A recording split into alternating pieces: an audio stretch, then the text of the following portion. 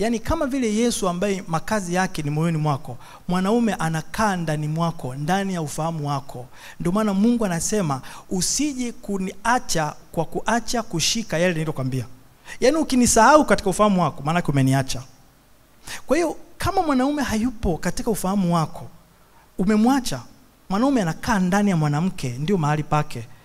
Sasa kama hujui chochote kuhusu yeye, hufahamu biashara zake, hufahamu chochote kuhusu yeye, ukiuliza hichi kamwambie mumeona anajenga pale, hebu muulizeni. Sasa wewe ni nani? Wewe ni mke.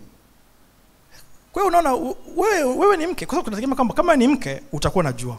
Ndio maana tunakuuliza kwamba bwana, hivi mume wako pale anapofanya kuna hivi, anasema sijui. Kuna namna ambavyo hujazaa matunda katika hilo eneo.